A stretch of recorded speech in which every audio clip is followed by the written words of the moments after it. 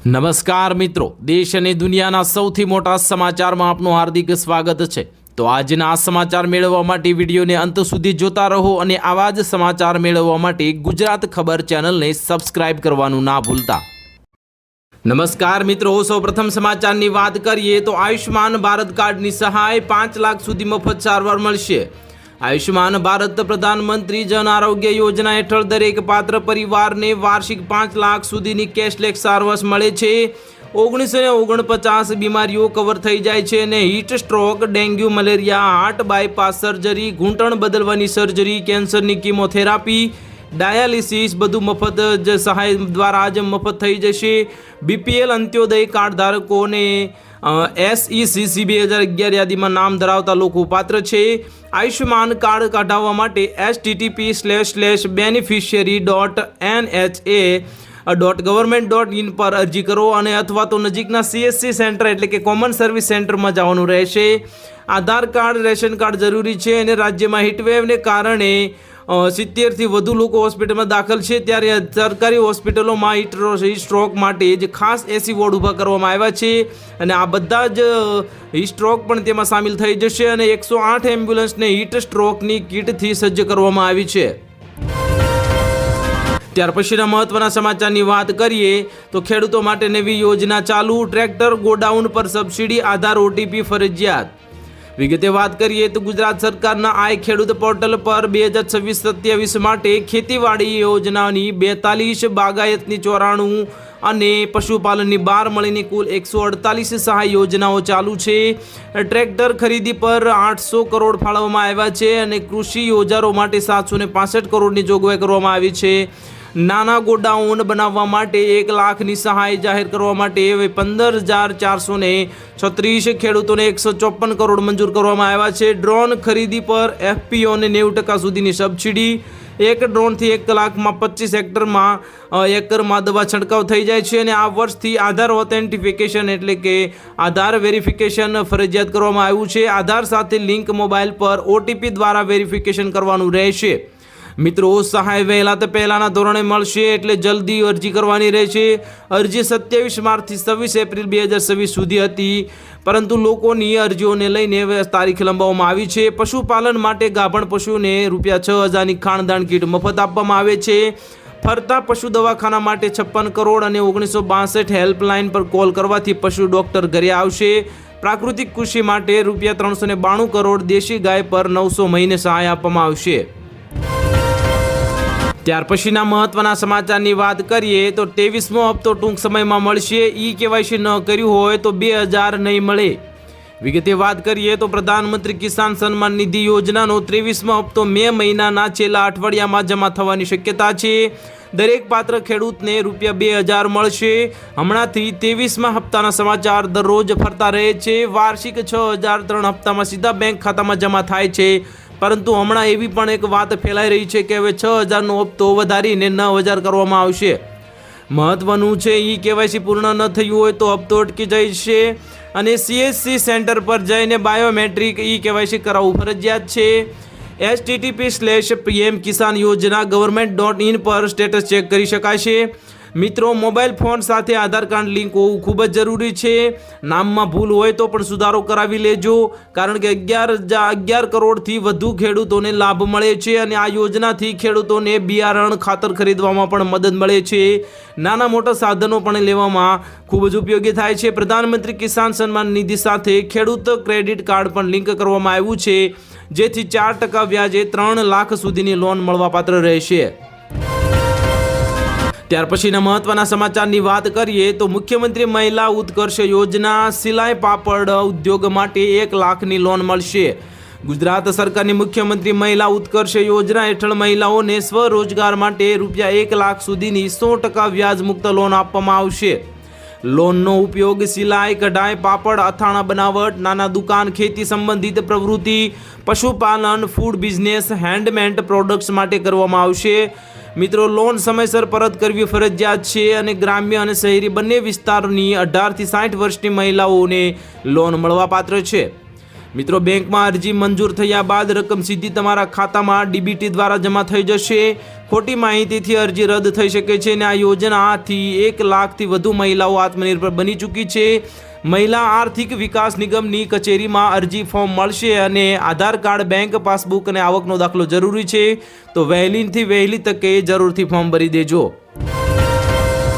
ત્યાર પછીના મહત્વના સમાચારની વાત કરીએ તો ઉચ્ચ શિક્ષણ માટે 2 લાખ સુધી ફી સહાય. ધોરણ 10 અને 12ના વિદ્યાર્થીઓ અરજી કરી શકે છે. મુખ્યમંત્રી યુવા સ્વાવલંબન યોજના એટલે કે MYSY હેઠળ ગુજરાતના વિદ્યાર્થીઓને ઉચ્ચ શિક્ષણ માટે મોટી રાહત મળે છે. ધોરણ 10માં 80% કે ધોરણ 12માં 80% સાથે પાસ થનાર અને મેડિકલ અથવા એન્જિનિયર અથવા તો ડિગ્રી કોર્સમાં એડમિશન લેનાર વિદ્યાર્થીઓને ટ્યુશન ફીમાં 50% અથવા 2 લાખ સુધીની સહાય મળશે. મિત્રો, વાર્ષિક આવક 6 લાખથી ઓછી હોવી જોઈએ. હોસ્ટેલ ફી માટે ₹12,000 વાર્ષિક સહાય પણ મળે છે. નમો લક્ષ્મી યોજના ધોરણ 9થી 12ની કન્યાઓને 50,000 સુધીની સહાય આપવામાં આવે છે. નમો સરસ્વતી વિજ્ઞાન સાધના યોજના હેઠળ ધોરણ 11 અને 12 વિજ્ઞાન પ્રવાહના વિદ્યાર્થીઓને 25,000 આપવામાં આવે છે. અરજી તમારે http://mysygujrat.nic પર અને ઇન પર કરવી રહે છે અને છેલ્લી તારીખ 31 ઓગસ્ટ 2026 કરવામાં આવી છે. ત્યાર પછીના મહત્વના સમાચારની વાત કરીએ તો રેલવેમાં 10,587 જગ્યા પર ભરતી આવી. ITI ડિપ્લોમા પાસને ₹63,200 સુધીનો પગાર મળશે. વિગતે વાત કરીએ તો રેલવે રિક્રુટમેન્ટ બોર્ડ દ્વારા આસિસ્ટન્ટ, લોકો પાયલટ અને ટેકનિશિયનની કુલ 10,587 જગ્યાઓ માટે ભરતી જાહેર કરવામાં આવી છે. મિત્રો, આ નાની સૂની ભરતી ન ગણાય, ખૂબ જ મોટી ભરતી ગણાય. આ માટે તમારે લાયકાત ધોરણ 10 પાસ હોવું જોઈએ અને plus ITI, fitter, electrician, mechanic, welder અથવા તો ડિપ્લોમા એન્જિનિયરિંગ, ઉંમર 18થી 30 વર્ષ હોવી જોઈએ. SC/STના જે સ્ટુડન્ટ વિદ્યાર્થીઓ છે તેમને 5 વર્ષની અને OBCને 3 વર્ષની છૂટ. પગાર લેવલ 2 મુજબ 19,900 થી 63,200 પ્લસ DA, HRA અને TA. પસંદગી CBT1, CBT2, એપ્ટિટ્યૂડ ટેસ્ટ અને મેડિકલથી થશે. અરજી ફી જનરલ OBC અને ₹500 અને SC/ST મહિલાના ₹250 રહેશે અને CBT1માં હાજર રહેનારને ₹400 રિફંડ મળી જવાના છે. અરજી તમારે કરવાની રહે છે http://rrbcdg.government.in પર ઓનલાઈન અરજી કરવાની રહેશે અને છેલ્લી તારીખ 30 મે 2026 છે. ગુજરાતના ITI પાસ યુવાનો માટે સુવર્ણ તક ગણાય. ત્યાર પછીના મહત્વના સમાચારની વાત કરીએ તો દિવસે વીજળી મફત મળશે. સોલાર પંપ પર 90% સબસિડી મળશે. મિત્રો, ખેડૂતોને દિવસે ને દિવસે વીજળી પૂરી પાડવા કિસાન સૂર્યોદય યોજના માટે 500 કરોડની જોગવાઈ કરવામાં આવી છે. ખેડૂતોને વીજ સહાય આપવા માટે કુલ 9,324 કરોડ ફાળવવામાં આવ્યા છે. સોલાર પંપ લગાવવાથી દિવસે વીજળી બિલ 0 થઈ જશે અને બીજી બચેલી વીજળી છે તેમાં તમે ગ્રીડમાં વેચીને વાર્ષિક ₹50,000 સુધી કમાઈ શકો છો. સૌર ઉર્જા પંપ યોજના હેઠળ 60 થી 90% સબસિડી સોલાર પર પંપ પણ મળે છે. FPO અને મહિલા ખેડૂતોને 90% સહાય આપવામાં આવશે અને તેમને અગ્રમતા એટલે કે પહેલા પસંદગી કરવામાં આવશે. સૂક્ષ્મ સિંચાઈ માટે ₹1250 કરોડની જોગવાઈ કરવામાં આવી છે. તેમાં ટપક સિંચાઈ યોજના અને ફુવારા સિંચાઈ માટે 85% સુધીની સબસિડી મળશે. PM કુસુમ યોજના હેઠળ પણ અરજી કરી શકાય છે અને સોલર પંપની લાઈફ 25 વર્ષ સુધીની છે. ત્યાર પછીના મહત્વના સમાચારની વાત કરીએ તો રેશન કાર્ડમાં નામ ઉમેરો હવે ઘરે બેઠા જ થઈ જશે અને ઈ-નગર પર જન્મ પ્રમાણપત્ર ડાઉનલોડ કરી શકાશે. વિગતે વાત કરીએ તો રેશન કાર્ડમાં નવા સભ્યનું નામ ઉમેરવા હવે કચેરીના ધક્કા ખાવા નહીં પડે. ઈ-નગર ગુજરાત પોર્ટલ http://digitalgujarat.government.in પર ઓનલાઈન અરજી કરી શકાય છે. બાળકના જન્મ પ્રમાણપત્ર, આધાર કાર્ડ, માતા પિતાનું રેશન કાર્ડ અપલોડ કરવાનું રહેશે. 7 દિવસમાં નામ ઉમેરાઈ જશે અને જન્મ મરણ પ્રમાણપત્ર પણ ઈ-નગર પરથી ઓનલાઈન ડાઉનલોડ કરી શકાશે અને વર્ષ 2002નું વોટર લિસ્ટ પણ ઓનલાઈન ચેક કરી શકાય છે. આધાર મોબાઈલ નંબર લિંક હોવું ફરજિયાત છે.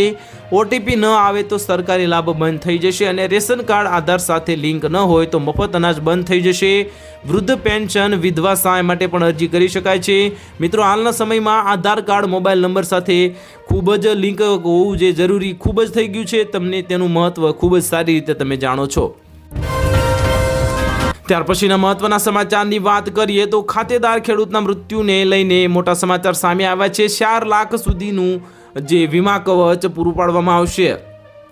વિગતે વાત કરીએ તો ખાતેદાર ખેડૂતોના આકસ્મિક મૃત્યુ અથવા તો કાયમી અપંગતતા એટલે કે કોઈ પગ કપાઈ જવો, હાથ કપાઈ જવાના કિસ્સામાં ₹4 લાખ સુધીનું વીમા રક્ષણ આપવા હવે 146 કરોડની જોગવાઈ કરવામાં આવી છે. ખેડૂત અકસ્માત વીમા યોજના હેઠળ પ્રીમિયમ સરકાર ભરશે, ખેડૂતોને ભરવાનું નથી. 18 થી 70 વર્ષના ખાતેદાર ખેડૂતો પાત્ર છે અને ઘરની જમીન પણ હોવી જોઈએ. અને અકસ્માતમાં મૃત્યુ બંને હાથ પગ ગુમાવનાર પર 4 લાખ, એક હાથ પગ ગુમાવવા પર 2 લાખ મળશે. કૃષિ વિભાગની સ્થાનિક કચેરીમાં દાવો કરવાનો રહેશે અને દસ્તાવેજોમાં 7/12/8 મરણ પ્રમાણપત્ર, FIR, પોસ્ટમોર્ટમ રિપોર્ટ જરૂરી છે, અન્યથા તમને લાભ મળવાપાત્ર રહેશે નહીં. મુખ્યમંત્રી ખેડૂત સહાય યોજના હેઠળ વરસાદ વાવાઝોડાથી નુકસાન પામેલા પાક માટે હેક્ટર દીઠ ₹13,500 સુધીની સહાય મળશે. આજે રાજ્યમાં યલો એલર્ટ પણ જાહેર કરવામાં આવ્યું છે. ત્યાર પછીના મહત્વના સમાચારની વાત કરીએ તો સોઇલ હેલ્થ કાર્ડ મફત અને ખાતરનો ખર્ચ 30% બચશે, ઉત્પાદન 20% વધશે.